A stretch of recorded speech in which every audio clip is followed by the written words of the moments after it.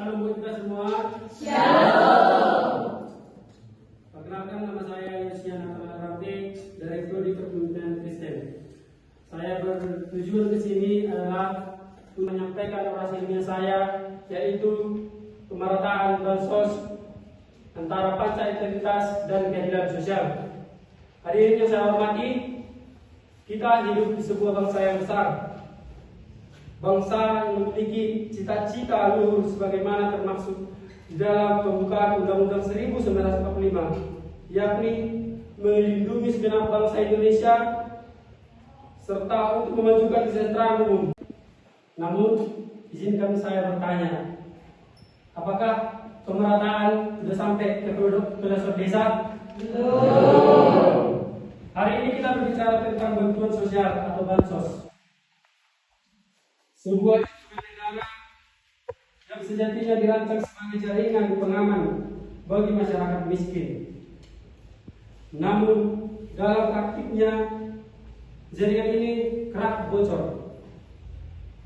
Sebagian tersangkut pada ketimpangan birokrasi, sebagian hilang karena data yang keliru, dan sebagian terdistorsi oleh kepentingan manusia yang seharusnya menjadi penjaga keadilan.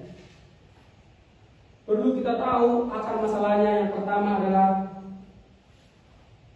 yang diteliti oleh Deka Ariasa dan kawan-kawan menunjukkan bahwa ketidakmerataan dalam penyaluran bansos disebabkan oleh 3 faktor utama. Antara lain, yang pertama adalah data yang tidak akurat. Banyak penerima secara ekonomi sudah mampu justru menerima bantuan, sementara masyarakat miskin sejati terlewatkan. Hal ini terjadi karena data terpadu kesejahteraan sosial atau disebut dengan DTKS tidak diperbarui secara berkala.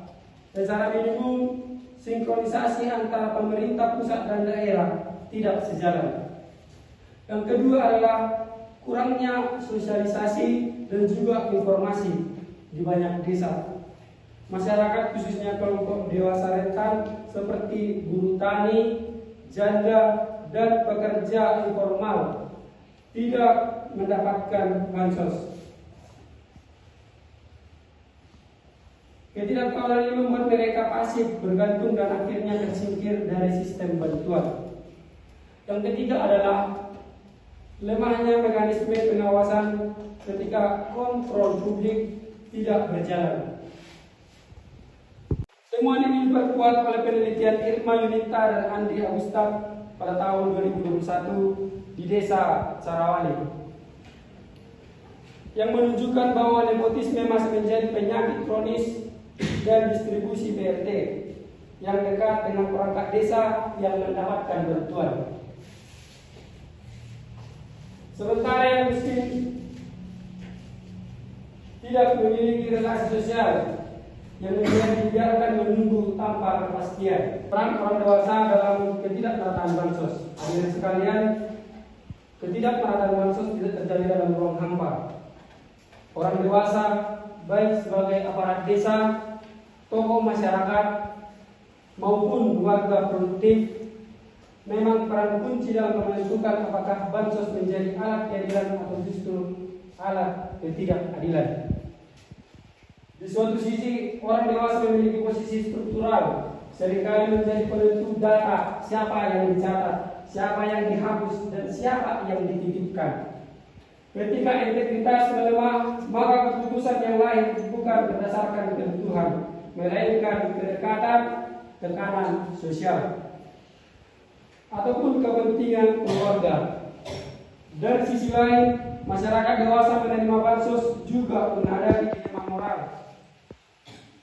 Ada yang menerima bantuan meskipun sadar dirinya tidak kaya, namun tetap diam karena takut kehilangan akses di masa depan. Sikap permisif ini tanpa disadari memperpanjang rantai ketidakadilan sosial. Akibatnya, kelompok paling rentan, lansia, miskin, ibu tunggal, penyandang disabilitas, justru tersisih oleh kelompok dewasa yang lebih vokal, lebih dekat dengan aparat, dan lebih memahami jalur informasi. Yang ketiga adalah dampak sosial ketidakmerataan bansos di desa-desa. Penelitian ini menunjukkan bahwa desa-desa yang mengalami ketidakmerataan bansos di sosial desa, masyarakat tidak lagi melihat tetangga sebagai sesama, melainkan sebagai pesaing bantuan. Rasa gotong royong berubah menjadi kecurigaan. Yang kedua, polarisasi sosial antara yang dapat dan yang tidak dapat. Warga miskin tidak menerima bansos, merasa dipinggirkan secara struktural. Mereka bukan hanya miskin secara ekonomi, tapi juga secara martabat. Yang ketiga adalah melemahnya legitimasi kepemimpinan desa. Kepala desa dan aparat tidak lagi dipandang sebagai pelayan publik, melainkan sebagai aktor politik lokal yang memilih keberpihakan. Inilah realitas desa hari ini. Bansos yang seharusnya menyatukan justru memecah belah. Dalam perspektif teori struktural dan fungsional, sebagaimana dijelaskan oleh Theodorsson dan dibahas dalam jurnal Pinisi tahun 2021, masyarakat ibarat sebuah sistem yang saling terhubung. Ketika suatu elemen gagal berfungsi, maka sistem secara keseluruhan akan terganggu. Dalam konteks bansos, ketika data tidak akurat, integritas aparat melemah dan partisipasi masyarakat dewasa juga akan rendah, menjadi disfungsional. Akibatnya muncul anomali sosial. Masyarakat miskin justru semakin terpinggirkan oleh kebijakan yang seharusnya menyelamatkan mereka. Upaya solutif untuk menuju pemerataan, beberapa langkah strategis yang dapat ditempuh. Yang pertama adalah pembaruan data secara berkala dan partisipatif dengan melibatkan masyarakat dewasa awal dan juga musyawarah desa yang transparan dan berbasis digital. Yang kedua, pendidikan etika sosial bagi masyarakat agar bansos dipahami sebagai hak publik, bukan alat transportasi sosial. Pengawasan berbasis teknologi dan komunitas melalui aplikasi panduan publik yang mudah diakses dan dilindungi. Yang keempat, reformasi birokrasi desa dengan menguatkan SDM, integritas dan saksi tegas terhadap penyalahgunaan kewarganegaraan. Baik, sebagai penutup, hadirin yang saya muliakan, ia bukan belas kasihan, melainkan mandat konstitusi. Keadilan sosial akan lahir dari sistem yang canggih saja, tetapi dari orang dewasa, berani jujur, aparat yang berintegritas, dan masyarakat yang peduli. Kita boleh maju teknologi, tetapi tidak boleh mundur dalam empati.